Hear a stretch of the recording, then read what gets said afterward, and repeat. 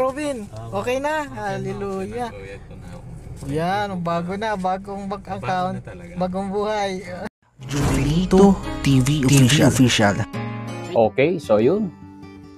What's up mga kabagis? This is Jubilito TV Official at eto na naman po muli ang isang edisyon ng ating reaction video mga kalingap at kabagis, no?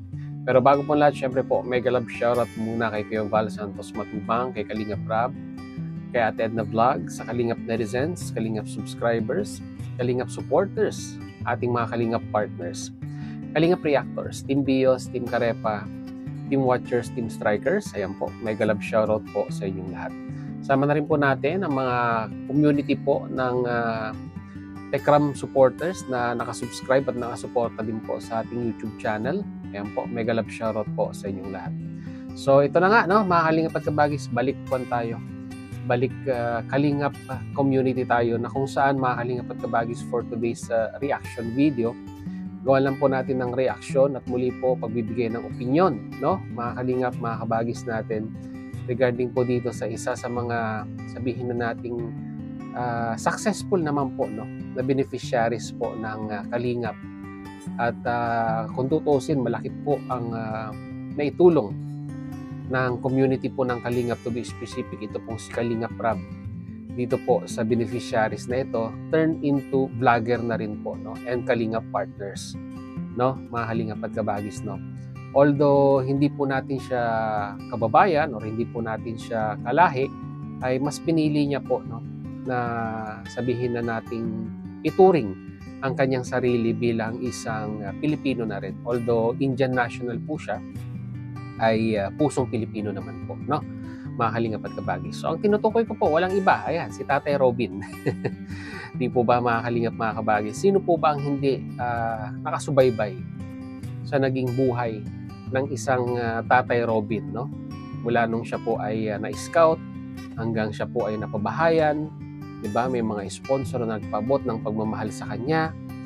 At masasabi po nating isa sa mga pinakaswerteng beneficiaries ng Kalingap.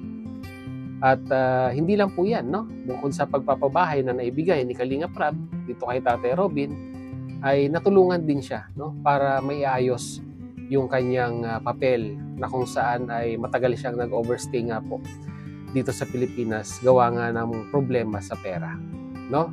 So all in all, mga Kalingap, mga kabagis, ay malaki ang naitulong ng community ng Kalingap kay Tatay Robin.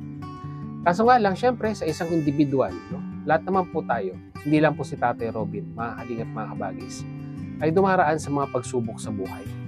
At ang pagsubok na ito, na pinagdaanan ni Tatay Robin, ay masasabi nating masyado pong mahirap kontrolin sa side ng mga lalaki. Although, nangyayari din sa kababaihan. Pero halos majority po ng ganitong klase ng pagkalulong ay nangyayari po, no, sa mga kalalakihan. Siguro gawa ng sobrang pag-iisip sa problema sa buhay, no, kung paano may susurvive ang araw-araw, ay yun po, no, nanghihiram po sila ng lakas ng loob at nanghihiram sila ng pampakalma, no, in the presence, or sabihin na natin in the presence of alcohol, no? So hindi naman po lingid sa ating kalaman, mga Kalingap, mga kabagis, na si Tatay Robin ay nalulong, no? Nalulong sa alak. At aminado naman po siya diyan, no, mga Kalingap at kabagis. Pinilit niyang labanan ang tentasyon regarding po sa pag-inom ng alak. Kaso nga lang po, mga Kalingap at kabagis, ay talagang siguro ay napakalakas ng presensya ng, alam niyo na, yung kalmang idinudulot, no, sa tuwing siya ay nakakainom. Kaya ang nangyayari kay Tatay Robin ay, di ba, iinom, titigil, iinom, titigil. So ito na yung naging sequence ng kanyang buhay hanggang sa dumating sa punto na, di ba, kasama ni Kalingap Rab supposed to be ang isang Tatay Robin, di ba, sa paglingap, kumbaga parang staff, ay pati po ito yung mga bagay na ito ay napapabayaan niya paminsan-minsan. Hanggang sa ito na nga po, no, panibagong pagsubok na naman ang dumating sa kanyang buhay, lalong-lalo na sa karera niya sa pag-YouTube. Dahil po all of a sudden, mga kalingap, mga kabagis, ay kumbaga parang na-block yung pong account niya kung saan ipinapasok yung sahod niya po sa YouTube. So isang dagok na naman po, no, sa kanyang buhay yung ganitong klase ng pagsubok. So siyempre bilang isang ama na sabihin naman po nating responsable rin sa kanyang pamilya, ay marami na namang naglaro sa kanyang isip. Paano niya isusustain ang kanyang pang-araw-araw, paano niya itataguyod, no, ang mga basic needs ng kanyang mga anak, pambaon sa eskwelahan, pagkain sa araw-araw, at naisali pa, nakisawsaw din po yung monthly hinuhulugan niya sa sasakyan. Talagang masasabi po natin na nagdoble-doble na yung pagsubok na inihahain sa kanya ng tadhana. At dahil nga po dito, mga kalingap at kabagis, siguro ay ito, nai-resource na naman or nailabas niya naman po ang kanyang sama ng loob sa pag-inom, no? Na kung saan ay talagang hindi ko po alam, mga kalingap at kabagis, kung kaya pang baguhin ni Tatay Robin yung pagiging alcoholic niya, no? At mabuti na lang, no, andyan si Alvin Caceres, no, na matagal nang nakasubaybay at sumusuporta sa bawat galawan ng isang Tatay Robin, no. Madapa man siya, bumangon, nandiyan ang isang Alvin Caceres na tumutulong sa kanya. At dahil din sa tulong ni Alvin Caceres ay nakapag-open po, no, ng panibagong account ito pong si Tatay Robin, no, mga kalingap at kabagis, no. At sa pag-open niya po ng kanyang panibagong account ay muli pong nabuksan ng panibagong pag-asa ang kanyang pag-YouTube. At base nga po sa latest na video upload ni Alvin Caceres ay pumasok na daw po yung sahod niya sa YouTube. Well, magandang balita yan, mga kalingap at kabagis, no? Ito. So, ito na tayo. Magbibigay lang po ako ng point of view regarding kay Tatay Robin sa kanyang pinagdadaanan, sa kanyang karera sa pag-YouTube, and so on and so forth. So, simulan natin, no, mga kalingap, mga kabagis, no, sa paghiram ng lakas ng loob sa pamamagitan ng pag-inom ng alak. Alam ko po sa iba sa mga nalulong na po, no, sa pag-inom ng alak ay napakahirap po ito. Napakahirap po itong baguhin. Although maraming beses na nating napakinggan si Tatay Robin na sinabi niya sa kanyang sarili na magbabago na siya, pero yung mga pangakong yan ay wala pong guarantee. Hanggang sa dumarating pa rin po siya sa punto na kung saan ay bumabalik siya at bumabalik sa dating gawain. So ano ba ang pwedeng gawin ni Tatay Robin para tuluyan niya ng maiwasan ang ganitong bisyo? Marami pong paraan, di ba? Kaso nga lang po, yung isang paraan na kung saan ay talagang gagastos ka na naman at wala ring kasiguraduhan na talagang totally mai-eliminate yung kanyang pagiging alcoholic ay yung, di ba, magparehab siya, di ba? Magparehab man siya, pero malaki pa rin po ang chance na babalik at babalik yung kanyang ginagawa dahil, kumbaga, parang na siya na-addict na siya sa alak, no, mga kalingap at kabagis. Kaya ang ganang sa akin lang, no, ang maibibigay ko lang pong payo, gawin mong inspirasyon yung pamilya mo, di ba? Na kung saan, isipin mo na lang paano yung kinabukasan ng mga anak mo, lalong-lalo na mga babae, ay paano na lang ang kanilang kinabukasan kung ipagpapatuloy mo yung ganitong klaseng gawain, di ba? Na kung saan, kung nakakaramdam ka ng pagsubok sa buhay, ay humihiram ka ng lakas sa alak. Diba? Ang alak, pag inom, diba, nakakaramdam ka ng relief. Pero pagkagising mo, yung problema nandun pa rin. Kaya ang ganang sa akin lang, kung may problema, harapin, solusyonan. Hindi yung idadaan mo sa pag-inom. Diba? Kasi nabasa ko sa comment section at alam ko na rin po sa sarili ko ang hinaing ng mga viewers kay Tatay Robin. Yung nga pong pabalik-balik niyang gawain na kung saan pag siya po ay nagkakaproblema ay ang kanyang sabihin na nating kabady-body pag siya po ay nagkakaproblema ay yung nga pong pag-inom ng alak. which is, di ba, band-aid solution lang po yun.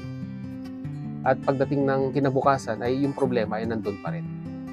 So kagaya ng dati, ang sinabi ko po, di ba, huwag manghiram ng lakas sa alak, huwag manghiram ng sabihin na natin solusyon sa alak dahil wala naman po talaga maibibigay na solusyon niya.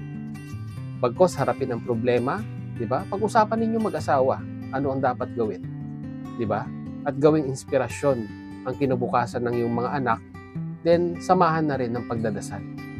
Dahil wala naman pong imposible sa Panginoon, mga kalingap at kabagis, no? Kung tayo po ay mananalig at hihingi ng lakas para sa Kanya para malabanan at malampasan ang mga problema po natin sa buhay. At pagdating naman sa pag-YouTube at karera sa YouTube, di ba? Lahat naman po tayo mga content creator ay dumarating sa punto na kung saan ay hindi naman po lahat ng ating ina-upload ay tatangkilikin at papanoorin ng mga viewers. Pero sa katayuan, no? Lalong-lalo na sa aming mga reactors, no? Depende sa aming nire-reactionan ang aming number of views. Kung may topic, swerte, magkaka-views. Pero honestly speaking, yung mga hindi naman po non-viral issues na napag-uusapan ay swerte na po kung magkakaroon ng decent views. Mga kalingap at kabagis, yung pong aming magiging content, no? Kaya alam ko yung tawag nito, channel ni Tatay Robin ay may community na yan, may nanonood na talaga. So kahit anong i-upload ng isang Tatay Robin ay meron pong manonood at manonood niyan, no? Kaya ang ganang sa akin, sipagan, no? Sipagan ni Tatay Robin ang kanyang pag-upload ng video. Huwag siyang tatamarin, di ba? Hangga't maaari nga po sana, di ba? Minimum 2 video isang araw. At kung kaya pa, mag-live siya para magkaroon siya ng interaction sa kanyang mga viewers, no? At gawing meaningful yung pagla-live niya, di ba? Huwag yung shoutout lang. At least kahit paano, mariretain mo ang community mo dito sa platform na ito. At patungkol naman sa pagpasok mo kay Kalinga Prab, ay alam ko napakahirap kasi kailangan mong bumiyahe or kailangan mong gumamit ng sasakyan, di ba? At isa pa yan sa nagpapabigat sa monthly expenses mo, yung 4 wheels mo na hinuhulugan buwan-buwan. Ang laking pera niyan na kinakain, no? Sa monthly allowances mo na ginagastos buwan-buwan. Ito ang ganang sa akin lang, ha? Suggestion lang, Tatay Robin. Diba? Alam ko yung sasakyan napaka-importante yan, diba? Lalong-lalo na malaki ang pamilya mo. May sasakay mo silang lahat kung gusto mong pumunta. Diba? Kung hindi mo kayang bitawan, diba? Ay huwag mong gamitin kung ikaw ay pupunta ng daet at magre-report, no, kay Kalinga Prab para sumama sa kanyang mga mission. Kung may motor ka pa lang sana, no? Kung may motor ka sana, mas maganda yon, mas mainam. Kasi mas matipid sa gasolina at hindi ganun kalaki yung magagastos mo on weekly basis or on monthly basis sa gasolina. Pero nandyan na yan, nandyan na yung sasakyan, di ba? Pero para sa akin, no? Opinion ko lang, Tatay Robin. Kung kaya mong bitawan yung sasakyan, sa ngayon, na ngayon ay ikay nagsisimula pa lang. Kung halos yung karera mo sa pagko-content creation ay nagsisimula pa lang, ay talagang napakahirap i-sustain ang isang hulugang sasakyan, lalong-lalo na pag 4 wheels. Honestly speaking, yung kalahati ng sweldo mo ay mapupunta lang, no, sa hulugan or sa ibinabayad mo sa iyong sasakyan. Kumuha ka na lang ng motor. Total service mo lang naman, no? Papuntang daet, papunta kay Kalinga Prab para makasama sa kanyang mission. O, di ba? At siguro para sa akin, para makatipid ka lalo, kung kaya mo mag-stay, kung nag-o-offer naman si Kalinga Prab ng pwedeng matuluyan, pwede na sa coffee shop, no? Kung gugustuhin ni Kalinga Prab, pwede ka naman mag-stay doon within a week. Tapos umuwi ka na lang, no? On weekly basis. Mas lalong makakatipid ka, no? Ganang sa akin lang, mga kalingap, mga kabagis, disiplina. Yun po yung pinaka-importante sa lahat. At saka konting sakripisyo habang tayo po ay umaahon pa lang, no, sa pagsubok sa ating mga buhay. Dahil kung hindi po natin gagawin yan, mga kalingap at kabagis, ay malamang sa malamang, diba, hindi tayo makakaipon at walang mangyayari sa ating buhay. Kumbaga babalik at babalik lamang po tayo doon sa mga nasimulan natin na kumbaga hirap tayong malampasan. So yun, mga kalingap at kabagis, yun lang pong ating reaction video for today. And once again, mag-comment na lang po kayo sa ating comment section kung ano naman po inyong masasabi, opinion, reaction, no?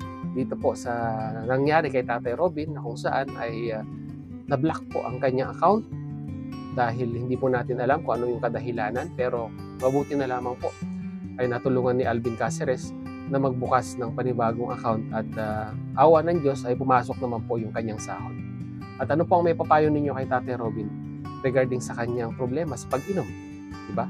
Mangangako na hindi naiinom pero bumabalik at bumabalik pa rin po, mga kalingap at kabagis.